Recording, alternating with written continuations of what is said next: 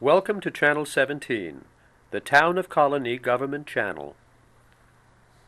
It goes all my life's a circle, sunrise and sundown. The moon rolls through the nighttime till the daybreak comes around. And all my life's a circle, I can't tell you why. Seasons spinning round again, the years keep rolling by. Hello, I'm Joe Doolittle, and this is Story by Story. I'm Mary Fellows, Manager of Youth and Family Services at Upper Hudson Library System and producer of Riverway Storytelling Festival. For those of you who are steady viewers of our show, you'll notice that we have a different co-host today. And Mary Fellows is renowned in storytelling circles in New York for being a wonderful MC and a great producer. And we're so pleased that you're here today. And we're going to weave the story of Mary Fellows' productions into that of our guest teller. And guess who our guest teller is today? You may know her in another mode as the co-host, but it's Kate Dudding, our own Kate Dudding. Yes. Welcome. So now let me get this straight. You were the guest teller today, and you were the guest co-host. And there's a reason for this that's going to be very self-evident in a minute. But first, I need to just reflect a little bit about the purpose of this show. This show is all about storytelling and about what's going on in the art of the spoken word here in our local community. And there's a lot going on in these spring months of March and April. And some of that has to do with the energy of a group of storytellers who are led by Mary Fellows, who have organized one of the most exciting venues for storytelling actually in the country. It's a group of storytellers and librarians. Well, you know, librarians and libraries are kind of important to storytelling. Very. Because you're the treasure keepers. You know? Oh, good one, I thought Joe. about it. Librarians are the treasure keepers of all the stories. Now, we storytellers don't like to read stories out loud to people. We like to tell stories. But without libraries, we don't have really ready access to all the material that we'd like to develop great stories. I'd have to agree. Libraries are treasure troves of folk tales and fairy tales, the 398.2s if you're into the Dewey Decimal System. The marvelous 398.2s? Yeah, Yes. 398.2. Folk tales. Folk tales, yeah. Every good storyteller knows where that section is. Well, there goes one of the stratifying elements right there, because I don't do the Deweys, I'll tell you. Well, Joe, you specialize in personal and in historical stories, so not so much in folk tales. So. Well, that's another way of saying I make them up, isn't it? But actually, you know, the idea of collecting and resourcing storytellers is probably, well, it is. It's one of the most unheralded parts of what we do. And, you know, I guess one of the things we ought to say, and the next time you go into the library, folks, walk right up to the desk and say thank you to that librarian, because they are really the definition of kind of servant teachers. Because you guys know almost everything, don't you? If we don't, we know where to find it. That's true. I never thought about it that way. That's even better than knowing about everything. You know, knowing what you know is one thing, but knowing what you don't know, that's really important. Indeed. You know, that's, And how to find it. and that's probably the most important. You know, I've known and worked with you for some time, but I don't know how you found your way into library science and into storytelling. Can you kind of just give us a little review? Because folks out there who are maybe looking at careers who are younger might wonder about how that happens. Sure. Well, it's funny that we should bring up the librarians don't know everything, they just know where to find it.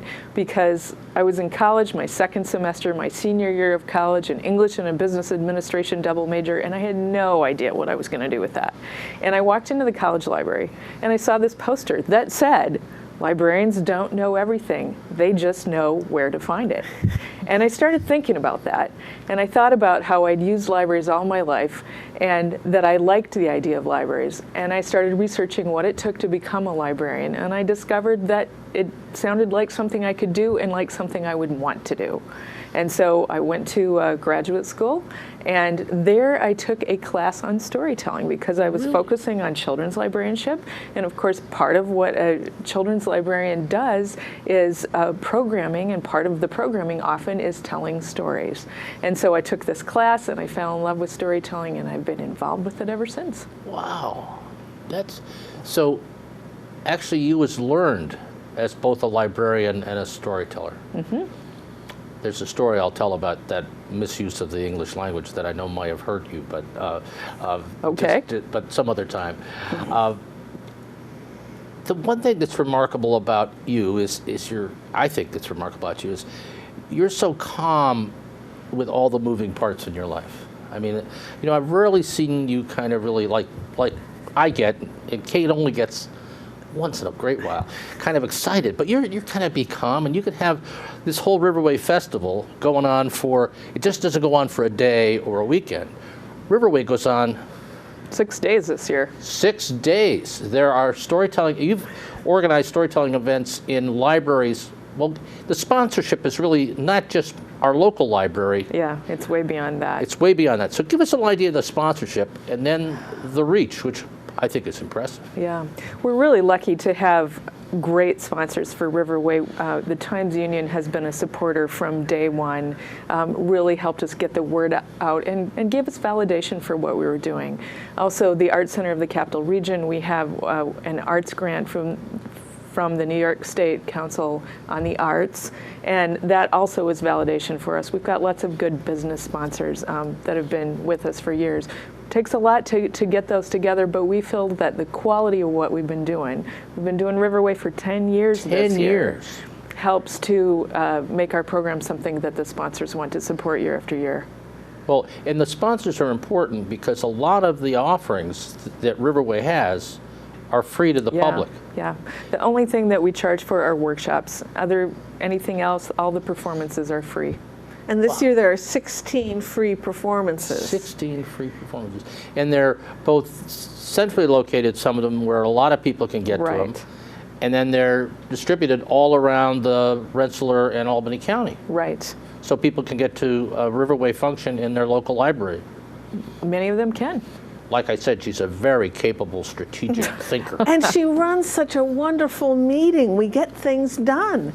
It's my goodness. I'm going to be the color of the sweater here. Well, with you we're here to make Mary blush. And storytellers are known for being talkers. So she leads us very gently, but still manages to get things done. It's remarkable to watch, actually. Thank you. Not only do you have a meeting with good volunteers and folks helping you, but I think when I said the word strategic as a storyteller, what I appreciate most is the fact that you attract some really high-level, nationally known tellers to come and to come and be in relationship with our community, because they do more than perform.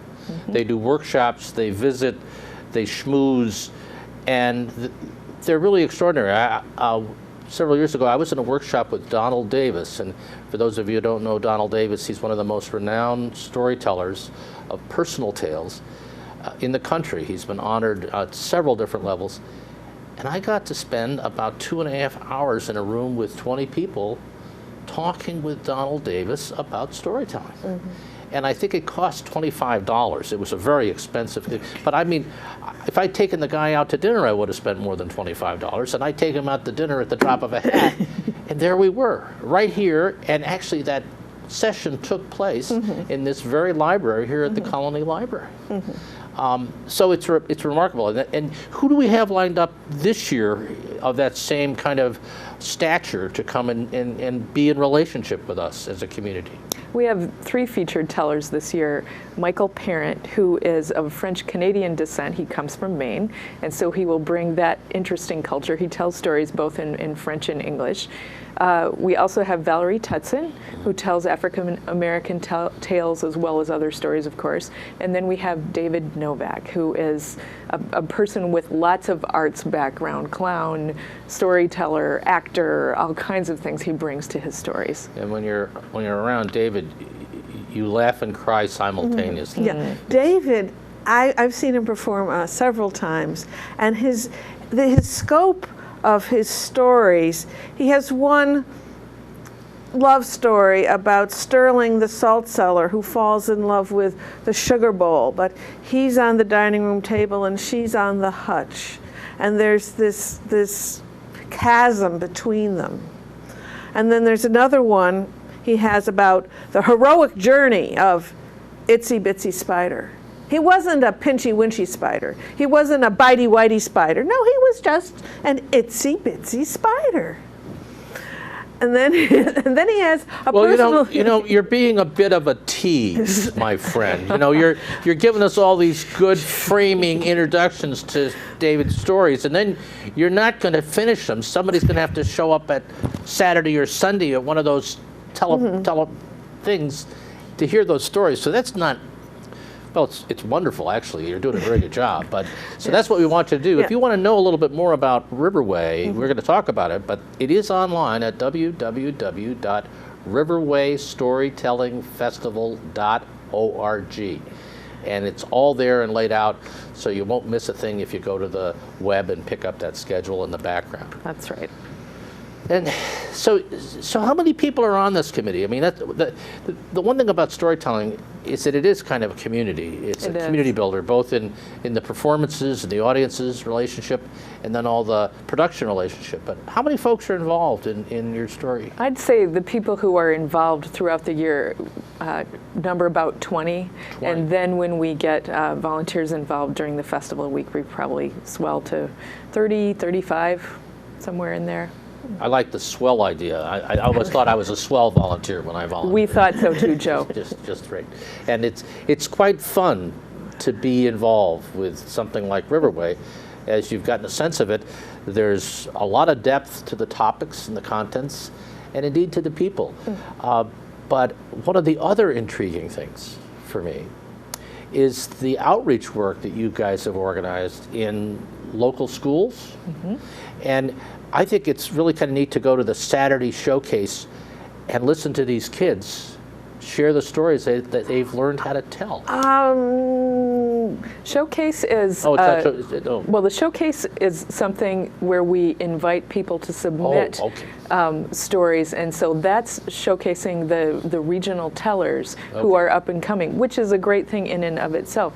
What you're thinking of, I think, is the student tellers. We support a residency in one of the local schools. This year, Mary Murphy, who's the storytelling coach for Maple Hill Middle School, will be bringing those kids, and they will perform Wednesday night at their home library, Castleton Public Library. So this is Wednesday night, April 18th, and it is wonderful to see these young storytellers. So just explain to our listeners, Mary Murphy, who's been on this show as a storyteller, works with this group of middle schoolers. Yes. And she listens to the kind of stories that they think they might want to tell. What happens in the coaching process? That's really more of a question for Mary. Okay. I think. Well, the next time we get Mary on the show, but we have a Mary. I know, the other Mary. And then the kids get to perform. Yes, as part of Riverway. As part of Riverway in their own library. So their community comes and listens to their stories. Yes. That's kind of a rush for a kid. It'd be a rush for me. So at that level, you're engaging younger folks, and then you're also engaging older folks and even older folks like me in this whole process of listening and learning how to tell. Yes. Isn't this just a great idea? This is such a good idea. I wish I'd thought it up myself. But last, folks at the Upper Hudson Library System and Mary Fellows did. And the other thing I've learned about you recently that doesn't surprise me is you have a leadership role nationally with the Children's Library Association, right? I do. And what's that role? I'm president of the Association for Library Service to Children, which is a division of the American Library Association. So we have about 4,000 members who are children's librarians in public libraries, or they might be school librarians, or children's literature professors, or anyone who loves children's literature and wants to create a better future for children through libraries. Now, you don't have meetings with all of them at once, right? Usually not, although we do have live chats where anyone can join. So in addition to leading our children's division within our local regional library in Riverway, you've got this national hat that kind of carries your interests around the country. And you live in our hometown, right here. I do. How about that, folks? I think that's kind of neat. And I don't want to make you blush, but we're all proud of Mary. Yes. Thank you very much. Now, But Joe, we've been talking about stories. Could we hear a story? do we know a storyteller? I think we do. There's one sitting at the end of the table. There is from one me. here, Yes. and she's not the host. Right? This time, you're here as But a I gave guest a little host-like nudge right Yes. then. But Well, you know, Kate Dudding, a lot of folks probably know you, but before you start your story, I'd like a little snippet about Kate Dudding and how she discovered she was a storyteller, and then we'd love to have you tell us. okay. Well, I was 45 years old. I had been a computer programmer since I was 21, whatever that is, 24 years. But my son, I had been taking my son to enriching activities. The Riverway Storytelling Festival hadn't been created yet. This was in 1995. But I had run into storytelling at the New York State Museum. In fact, Valerie Tutson was one of the storytellers I took my son to see. Yes, yes. So I had fallen in love with the art form, and occasionally there were times when kids needed to be occupied. So I said, well, I've heard a story I can share, and I just mimicked what I had heard. And I did this once at Camp Chinjacook. My son's 4th grade class was there for an overnight stay. I went as a chaperone, and it was such a fantastic experience. First I volunteered, and then I went, oh my goodness, there are over 100 4th graders. There are like 40 adults between the staff and the other chaperones, some of whom I knew. But I went forward and I started long ago, when animals could still speak. Bear had a great big long fluffy tail. Wow. It was so long, it went from me way over to you. And I had heard this told, I believe, at the New York State Museum. And it was just so wonderful. People listened. I had gotten the girls in my cabin involved, and I went to bed that night thinking, I have to learn more about storytelling. I have no idea what I'm going to do with it. I had by then a master's degree in computer science. But I knew that if I didn't pursue this, I would regret it the rest of my life. So I found my vocation at age 45, and now that's what I do full time, storytelling as a teller, as a producer, and as an advocate. And a committee member. And a darn good one. Now, I just want to ask you now, when you start to tell the next story, we want you to finish it this time. You know, We do. She's introduced 3 stories and she's not finished them. So you've been a real tease this morning here, Katie. Well, we're trying to entice people to come to Riverway, but let's give them a good intro to a story. Now, as a storyteller, I've learned, while I don't tell a lot of folk tales, I've learned there's a tremendous amount of wisdom in folk tales. And because if they weren't wise, if every generation hadn't thought they were important, they would have died away long before Gutenberg started printing them, before they could be printed in books and libraries. So when I have a problem, sometimes I run through the folk tales I know, or I look in wonderful books like this, Doorways to the Soul by Alyssa Davy Permain. 52 wonderful wisdom tales, and to see if I can get a handle or advice, guidance on what to do. And that's what I did when the current recession, I think we're still in it, right? Yes, happened. I went, my retirement account dropped by 20%, and I'm, you know, this was not good news. I was in my late 50s then, and it was like, I'm kind of counting on this. And so I went to the book, and I found this story of King Solomon. One day, King Solomon called his advisors all together and said, I have this problem. When life is good, I can never enjoy it because I'm always worrying when this good period will end. And when times are bad, I'm sure they will never end.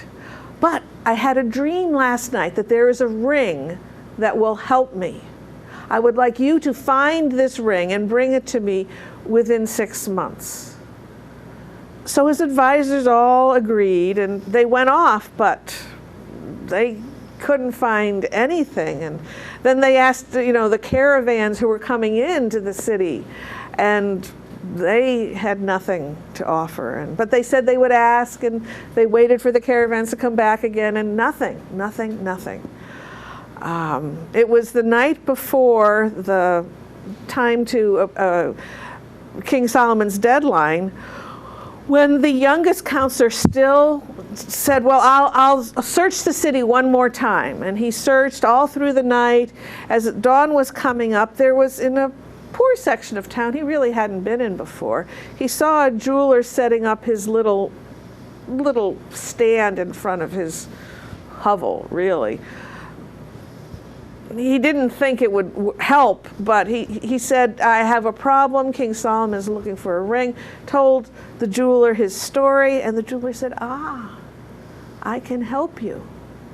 And he went into his hovel, came back with a ring, not of gold, not of silver. Who knows what metal it was made out of. But he took that ring, and inside of it he inscribed something. And then he gave it to the counselor, who looked and said, yes, this is it. Thank you so much. And he gave the jeweler all the money he had. So when the king was conducting his committee meeting that day, he asked, have any of you found the ring I seek? And they all pushed the young counselor forward. He said, yes, sire, I have. And he gave the ring to King Solomon. And King Solomon, you know, looked at this base metal ring, but he looked inside, and there were the 3 Hebrew letters that stand for the phrase, this too shall pass. And the king went, yes, this is just what I needed. That during the happy times, I will remember this too shall pass, but I don't have to worry about when. And during the sad times, this will give me comfort that this too shall pass and that they will end. So the king took off one of his precious rings and gave it to the young counselor with his thanks, and put on this base metal ring and wore it for the rest of his days. And that ring gave him much comfort during the good times and the bad. Wonderful, wonderful. Wasn't that a neat story? It was. Now, Very timely. very timely in a lot of different ways.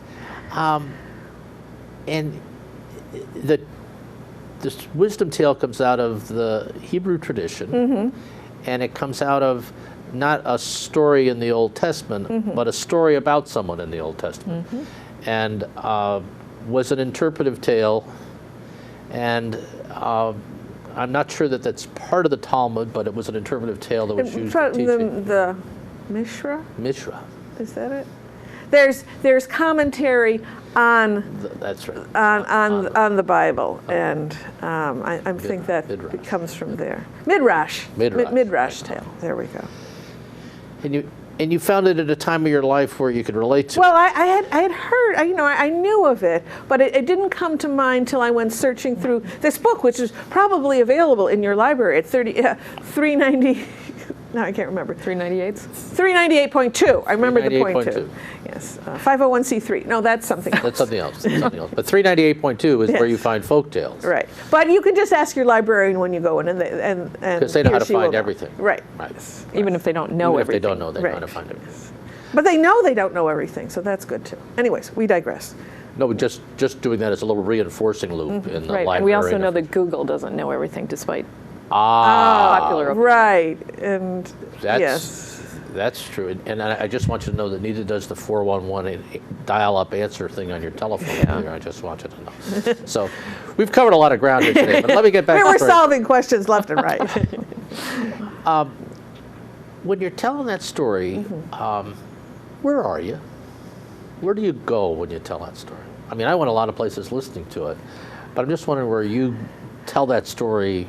Do you? Well, I'm in Solomon's mind with his anguish over never being able to be content, whether it's a good time or a bad time. And that reminds me of when I've been in that same predicament.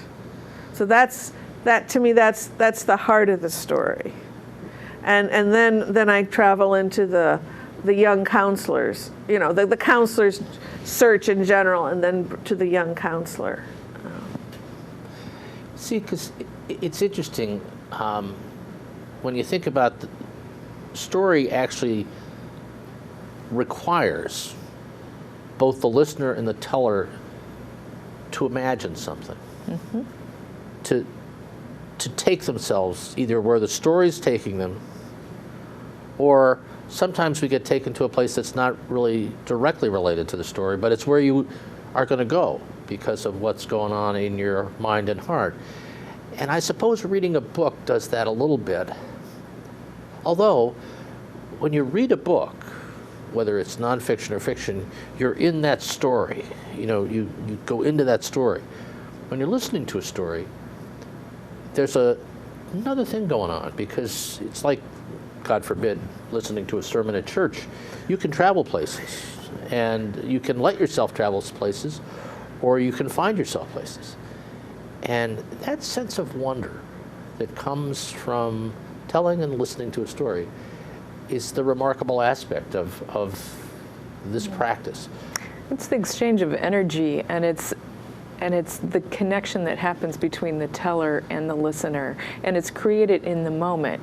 Whereas with a book, it's always there for you to go back to, but with storytelling, it's right in the moment, and 5 minutes from now, it won't exist. And so that's the preciousness, I think, of storytelling. That Elizabeth Ellis, who is a Circle of Excellence winner, which is an award given by the National Storytelling Network, which has been given to both David Novak and to Michael Parent, who will be at Riverway.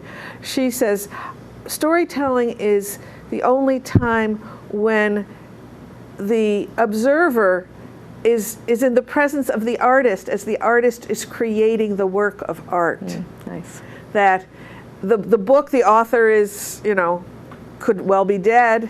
The artist is maybe not even in the same country, but you're storytelling, you're there as the art is being created.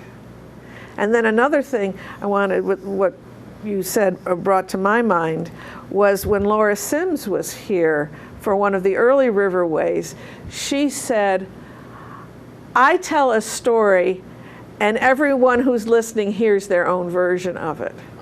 Because they make little detours, or it goes, oh, that reminds me of, oh, right, I felt that. Yep. And Yep. you hear what you need to hear. People take away different things from the same story because they're in different places in their lives. They've had different experiences. They have different needs at that moment. My detour with your story was wondering how the jeweler was so wise. What in the jeweler's life had led him to the place where, when asked this question on the spur of the moment, he knows the answer. And he knows that this too shall pass, and can supply this wisdom to Solomon, Solomon the wise. Right. Yes. That, I would say that the jeweler had lived through many sorrows. Yes. And had come to realize that Well, just coming here today, I turned on the radio. I didn't want it to. I normally listen to the Broadway channel on Sirius XM. I don't know why I'm plugging them. Anyways, but I turned to the Pops channel, and there was this music, this piano music playing, and it finished a section, and in my mind and now it goes, and so I'm trying to, I'm going, well, obviously I know this piece. What the heck is this? And then I went, this is Liszt Hungarian Rhapsody No. 2. And my mother and I had a duet version that we did our best, which we were never performing pianists. We played the piano for our own enjoyment. And the tempo altered as the number of notes.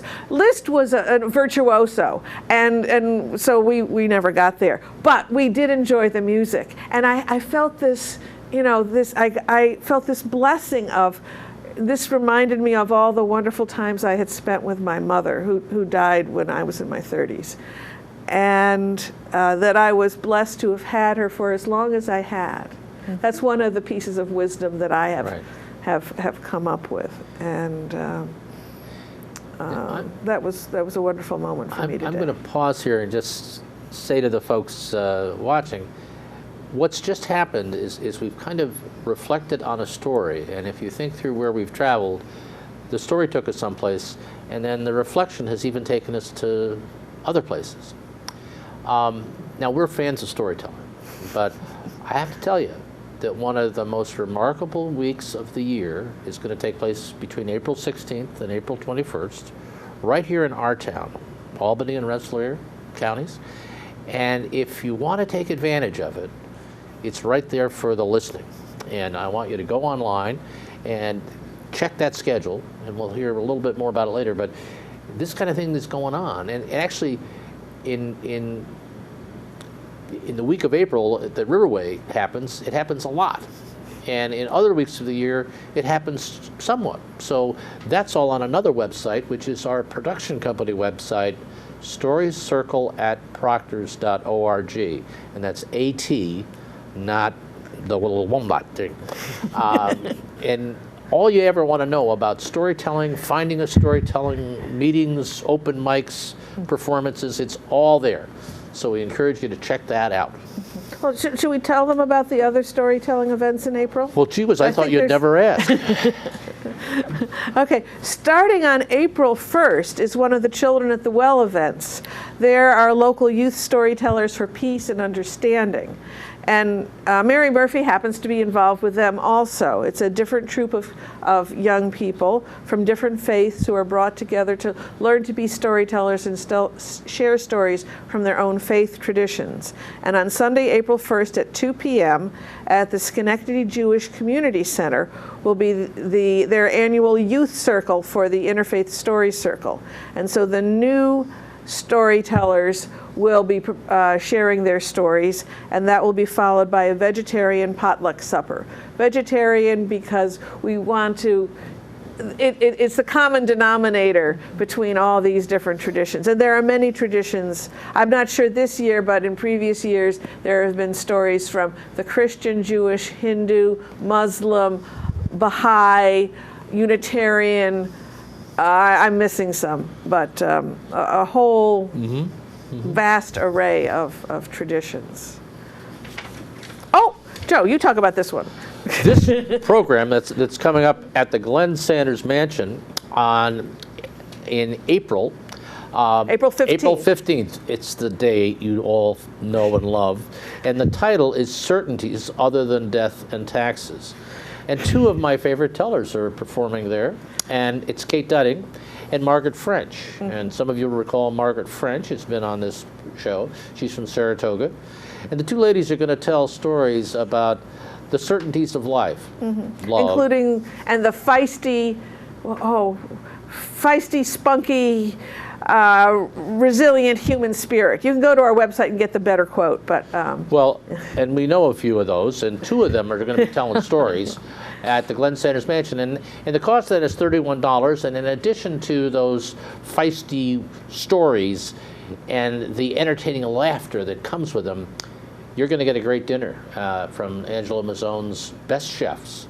And we've been doing these performances about 13 years.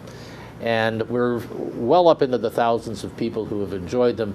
So if you're looking for something that's easy to do on a Sunday night, just please check that reservation number, 384-1700, and make a reservation and come out and see Kate and Margaret. It's going to be fun. So that's on April 15th, and then the next day, Riverway starts. 16 free performances. In addition to the national storytellers that we've spoken, early in the week the performances are done by the Maple Hill storytellers on Wednesday, but around them, local storytellers, and they include you and me. That's right. Mary just gave us our contracts, actually. That's right. But also Fran Combs-Berger, Kent Bushman, Margaret French, Muriel Horowitz, who's never been on the show. She's from Poughkeepsie, but maybe we'll get her someday. Alan McClintock and Nancy Marie Payne. So please come out and Kate and I are telling in the Voorheesville Library on Friday the 20th at 1 o'clock. Yes. And we're telling stories of people who made a difference. And we'll have maybe a taste of one of those a little bit later. But it's going to be fun. And so you're telling personal stories then, is that it? I'm not going to tell, well, I could tell, I've made a great difference. Well, if you're telling stories, you know, people who made a difference, you could each tell well, personal yes, stories. we could, but I think I'm going to personalize it by telling a story about something about the Glenn Sanders Mansion. I like to tell historical stories, and I'm going to tell about a guy named Wynkoop who wrote on the walls of the Glenn Sanders Mansion during the Revolution, and they found his writing, and it has great significance for the history of our country. now who's teasing? I am teasing. I learned it from you. I guess we shouldn't ask him if it was on the bathroom walls of the Glenn Sanders Mansion. No, it wasn't in the actually, outhouse. because the outhouse was, they took that down, so it wouldn't have survived. Oh, okay. It was actually in the main living room, and it's an intriguing story about something that made a definite difference in the outcome of the Revolutionary War. And it happened right in our town. Yes. And I'm not sure exactly which stories I'm telling. People who made a difference, that's really the bulk of my work these days. But I have one CD with that title, well, People Who Made a Difference, Volume 1. And in May, I'll be recording my third CD, Young People Who Made a Difference. So I may be sharing one or more stories from that collection. So that's... It'll be fun because we don't usually tell stories together. Right. We do production together, and we have coffee and things together, but we rarely do a performance together. So this is really something fun. So It'll be a treat for the audience. Yes. I hope so. I hope Yes. so. So after Riverway is over, that the next day, on Sunday, Children at the Well will have another performance with their older storytellers. They call them their interns. They've been in the program several years, and that will be at Steamer Number 10 Theater, which is just across from the Pine Hills branch of the Albany Public Library, as it happens, on Western Avenue in Albany. 2 o'clock, Sunday, April 22nd. Just for the record, that's also just across the street from Mahar's, which is one of my favorite Irish bars. And I just thought I'd put that, for plugging things, I mean, you know. We've never gotten them for a Sponsorship sponsor. requests will be forthcoming. Yes. We got a sponsorship, because we got a sponsorship. And, I'll handle this one. Just in case, timing of when this comes out on your TV stations, our last wordplay of the season, which is our series at Proctor's, Sundays at 2, will be on May 6th. And the program is called Inspirations. And I will be one of the storytellers, and Gert Johnson is the other one. And she is the woman who created the Interfaith Story Circle of the Tri-City area, which is the parent organization for Children at the Well. So I know what she's telling. She'll be telling some folk tales. She'll be telling a personal story about Aunt Margaret's funeral. It's hilarious. Aunt Margaret. And wasn't that funny for Aunt Margaret?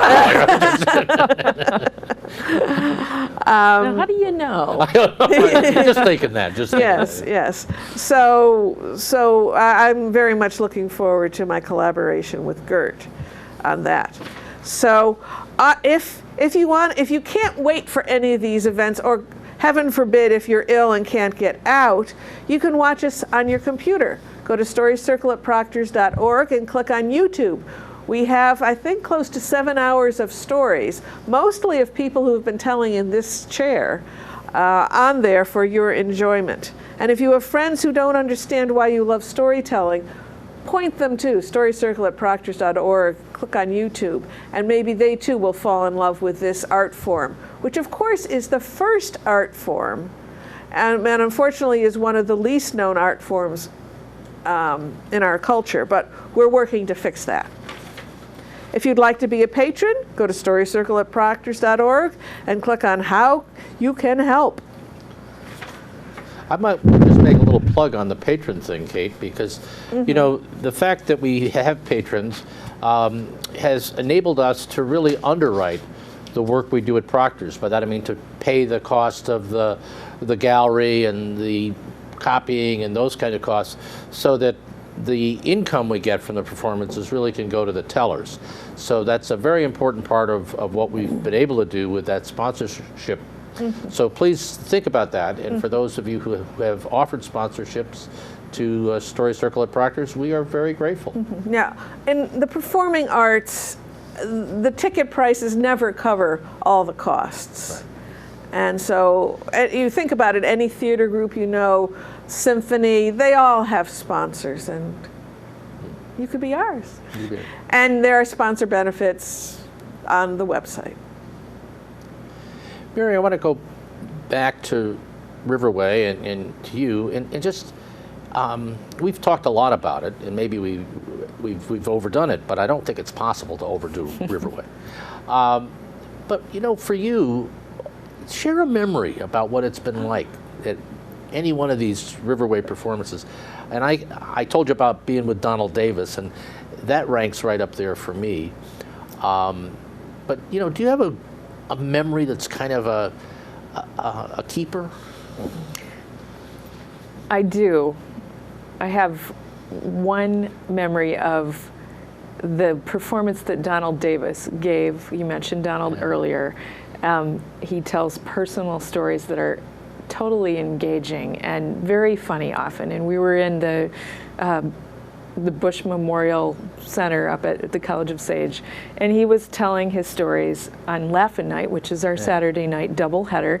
It was the early show, so it was more for families, and we had a family with 2 boys sitting in the front row, and the younger boy was probably about 8, and he just could not stop laughing at what Donald Davis was telling. And his peals of laughter are echoing throughout this huge space, and they're making everyone else laugh because they're so infectious. And so he became sort of unofficially our mascot for that Riverway, and we called him the Laughing Boy. The Laughing Boy. And he came to the finale the next day, and he laughed some more, and he just brought us and the rest of the audience members, who I would see look at each other and smile when he was laughing, so much joy.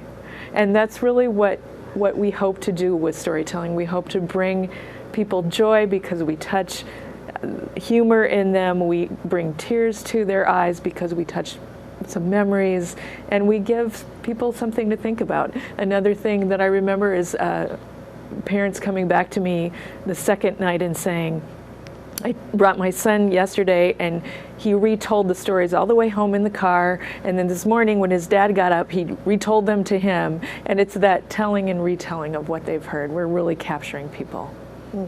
That's a good story. Yeah. Boy, you know, you may be a storyteller. You know that? Oh, she does too. Yeah, she's a librarian. Oh, Yes. okay. Yes. I'd also like to mention something we haven't highlighted. I'm marketing co-chair for Riverway. So the workshop we have this year is on Saturday at 3 right here at the Colonie Town Library. And it's I'm talking, they're listening, uh-oh. Creative Ways to Reduce Anxiety and Enhance Communication, given by Michael Parent. And so this would be good for anyone who does public speaking and feels they need a little more help, a few more tools in their public speaking toolbox. So I highly recommend him. I've taken a number of workshops from him, and he's excellent. And it's a great deal. And it's it's a great deal. $20 for adult. This is an hour and a half workshop, 3 to 4:30, and only $10 for students. And I would encourage students to think about getting to know Michael Parent. Michael's first performance was as a hockey goalie. And he got a scholarship to, I think it was Bates or the University of Maine. And he's done a really great one-person show on his relationship with hockey. And we have yet to get it over here to have it viewed, but I'm intrigued with it because as a hockey goalie, you know, it's one of those lonely and collective positions because you're all by yourself in a way, but you see all the play. It's kind of like being a catcher, you know where everybody else is for the most part. And it's a particular personality that is a goalie. And Michael is one of those self-reliant, quiet, strong, dry, humorous kinds of people. And he's just wonderful to be around. He's a great storyteller. He's a good coach. So please think about that one because that's worth the price of admission right there. Time with Michael. Now, Joe, I have one more story. Time is passing, and I would like to tell it. Well, you know, as long as you finish it, Kate. Okay. The gift of hope is sometimes the most important gift of all. There were many, thousands and thousands of contraptions like this created. And they were all created because of a conversation U.S. Air Force pilot Gail Halvorson had with children in West Berlin in July of 1948. One of the children, a group of 30, a girl of 12 with wistful blue eyes wearing oversized trousers, said, "We could exist with very little if we knew that the Western Allies would stay with us and do their best." Clearly there was a disaster going on, but it wasn't a natural disaster. No, it was a human-made disaster. In June of 1948, the month earlier, the Soviets decided they wanted control of all of Berlin. At the end of World War II, they had been given control of a part of it, but they wanted all of it. And they decided to use a siege, a blockade, to force West Berlin to join them. And so they blocked the road access, the railway access, and the river access to West Berlin, which is in the middle of what was then East Germany.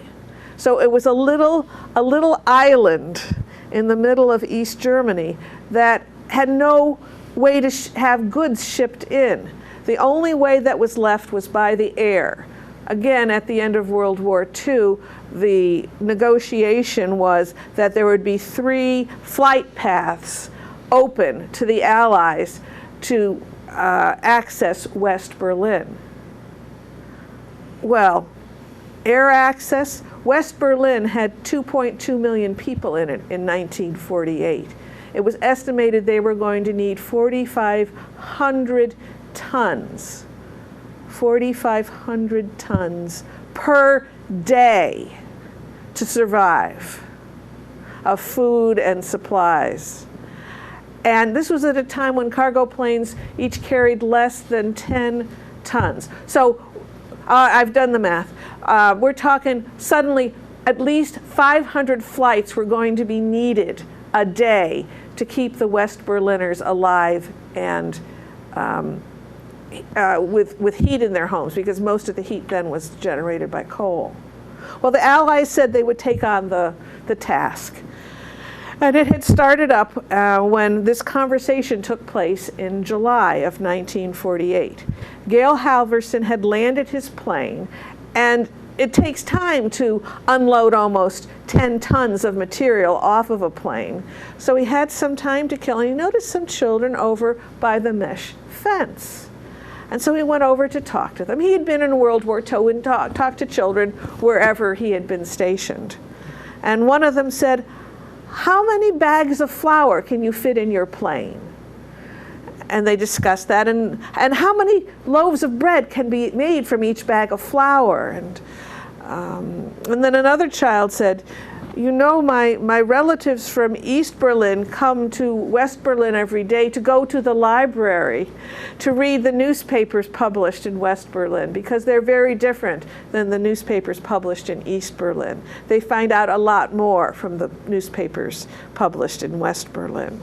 And then that girl with the wistful blue eyes, with the oversized trousers, said, "We could exist with very little."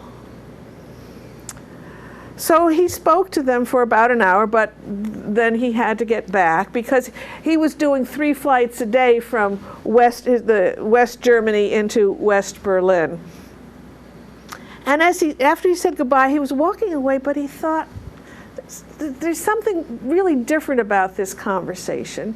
Well, yes, I know the topic was different, that most children, these were adult topics these children were all talking about, but most of them had lived through World War II, so they really hadn't been children for a long time. But there's something else. They didn't ask me for candy. Every place I've been before, they've always asked me for candy. I hadn't planned to see them. Oh. So he searched in his pockets and came up with 2 sticks of gum. So he turned around and went back and said, I want to share some candy with you, but I only have 2 sticks of gum. And he passed it through the fence. And they carefully broke it up into, well, less than 30 pieces. Excuse me, gum can only be broken up so far. But the children who didn't get any of the gum wanted pieces of the wrappers, and they enjoyed them and carefully tucked them away for future enjoyment. And he watched all this. Gail Halverson, the pilot, watched all this and said, "Tomorrow I'm going to drop some candy out of my plane for you when I'm landing in one of my flights." And there was a buzz of conversation in German, and that girl with the wistful blue eyes and oversized trousers said, "What plane will you be flying?" "Oh, I don't know. I fly a different plane every day." Buzz of conversation. "Well, it will be difficult for us to spot a little package. We need to know what plane." So he thought and said, "Oh, I'll wiggle my wings at you." And there was another buzz of conversation. "What is wiggle?" And he went, "Ah." And they went, "Wiggle, yeah, jawohl, wiggle." And so with that, he turned and went back. He told his other 2 crew members what had happened, and when they got back to their base, they pooled together all their rations, went to the PX, and bought enough Hershey bars to really damage a kid coming down. And so they decided they had to break it up into 3 piles, and they made these mini parachutes to hopefully break the fall. So their first flight in the next day, there were no children gathered, so the packages didn't go out. The next flight, though, there was a group there. So one of the crew members pushed them out as they were landing. The crew couldn't see what had happened because, they were landing. But as they were leaving several hours later, they saw the children wiggling the parachutes at all the planes that were leaving. Well, Gail Halverson and his crew kept up this, became known as candy bombing, which sounds a little damaging, but first unofficially, and then when they were discovered officially. And then they got support from this country, candy manufacturers, children, like the children in Chicopee, Massachusetts made 40,000 parachutes like this. And then they were tying just 1 Hershey bar to it, not a whole ton of them. The blockade continued for 15 months. The Allies worked up to an average of 600 flights a day. The Soviets eventually gave up. The Allies looked like they could do this forever. The Allies had brought in 2.3 million tons. So I can't really get my head around that. Million tons is so. Gail got a number of thank you letters. One started out, Lieber Schokoladenflieger, Dear Chocolate Flyer, which I thought was a better expression than candy bomber. And it said, thank you so much for your sweet treats. The youngest of us had never had any chocolate. For them, it was just a dream. Chocolate is available in our shops, but don't ask the cost. Our parents can't scrape together enough money to spend on something like chocolate. As much as we were afraid of the American planes during the war, are we thankful to see them today as they are bringing the food we need to eat? There was a 50th anniversary of the candy bomber with some of the children who had received these gifts. One of them told Gail Halvorson, this came out of a cloud, it surprised me, but it wasn't the chocolate. This proved that someone outside our blockaded city knew of my problems. It wasn't the chocolate, it was hope. Sometimes the most important gift is the gift of hope. Marvelous. Marvelous. It wasn't the chocolate. It wasn't the chocolate. It was hope. It was hope. And that's what the little girl was saying. We could exist on very little if we knew the Western Allies would stick by us. And Gail Halvorson is one of your people who made a difference. Yeah. Great story. Yeah. And the children in Chicopee. And the children in Chicopee. Who made 40,000 little parachutes. And you may know of this, but there's a wonderful nonfiction book on this story for children that just came out in the last year or two with photos of Gail and the children and the planes. It's really very interesting. Yes. Wow. Yes. So I think our time is just about up. Well, I have one little goodbye thing to think about. We've had a lot of shared stories, and what they are is hope, and equally important, they're shared joy. And we would encourage you to share some of the joy of stories at Riverway Storytelling Festival. Reference the website, riverwaystorytellingfestival.org, and we hope to see you at one of those 16 performances and other showcase performances, because there's a lot going on and we'd love to share it with you. And Mary Fellows, thank you for being such a great guest co-host. You're very welcome, Joe. And Kate Dudding for being our wonderful storyteller. Good night. It goes all my life's a circle, sunrise and sundown.